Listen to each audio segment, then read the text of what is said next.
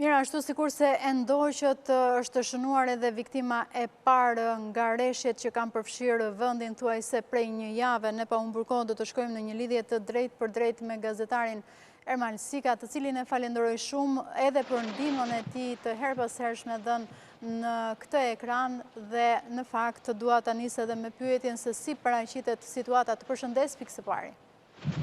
Përshëndetje, kënaqësi. Si paraqitet situata në qytetin e Vlorës? Në qytetin e Vlorës situata paraqitet normale, ka patur rreshje shiu me intensitet gjatë mbrëmjes kaluar, por edhe gjatë ditës së sotme dhe në këto momente rreshjet e shiut vazhdojnë her pas herë që të shoqërohen edhe me shtrëngata, por nuk ka problematika, pasi gjitha strukturat, kryesisht ujësjellës kanalizime, është në terren për të mbajtur në kontroll situatën në qytet. Në qytet ka patur problematika sa i përket edhe erës së fortë, në fakt që ka shoqëruar gjatë mbrëmjes së kaluar të gjithë zonën e rrethit të Vlorës, ku në varrezat e qytetit ka patur edhe rrëzim të një peme shekullore të llojit pish që ka shkaktuar disa dëme duke dëmtuar rreth 5 varre. Ndërsa problematika të tjera janë kryesisht ato që ju i keni përcjell dhe në këto momente po i ndiqni edhe nga pamjet në lumin Vjos, pra pika kritike është Vjosa sa i përket Vlorës, jo qyteti. Qyteti është në një gjendje normale pavarësisht rreshjeve të shiut. Situatën më problematike lumi Vjos e arriti pas ditën e djeshme duke arritur nivelin e 8.3 metrave, ndërsa momentalisht ka rënë disi niveli në 7.7, por gjithsesi situata mund të cilësohet të kritike në orët në vijim, nëse do të vazhdojnë prurjet nga zona e Greqisë, zona e Përmetit dhe rrethi i Gjirokastës. Ndërsa vlen të theksohet se deri në këto momente janë gjithsej 13 banesa, të cilat janë të dëmtuara nga përmbytjet në zonën e Novoselës, një situatë shqetësuese në fshatrat të Fitore, Bishan, Ferras, të cilat janë edhe më pranë lumit, ndërsa nuk ka problematika sa i përket bizneseve, raportohet vetëm një pulari që mund të ketë patur probleme, ashtu si kundër është përmbytur edhe territoria e Novoselës, por prej vitesh ajo është jashtë funksionit dhe nuk ka se ka shkaktuar dëme. Situata në fakt paraqitet problematike në qarkun e Vlorës edhe në Sarand në këto momente, ku në zonën e Çukës ka nisur puna për mbylljen emergjente të argjinaturës së Bistricës së Madhe, ku vazhdon edhe operacioni për largimin e baktive nga ky territor, ndërsa uji ka rënë në zonën e Sarandës me 40 cm krahasim me një ditë më parë, dhe ku ka komplekse blegtorale, magazina dhe impjanti përpunimit të ujrave të zeza që mbeten të përmbytura sipas këtij informacioni. Vlen të theksoj këtu se për shkak të motit të përkeqësuar, mbrëmjen e kaluar në zonën e Panajas, si pasojë e lagështirës në rrugë, një automjet ka përfunduar në kanal, po pa patur problematika për jetën e drejtuesit të mjetit apo edhe pasagerëve që ndodheshin në të. Pra strukturat janë të gjitha në gatishmëri, fokusi këtu në Vlorë vazhdon të jetë Novosela,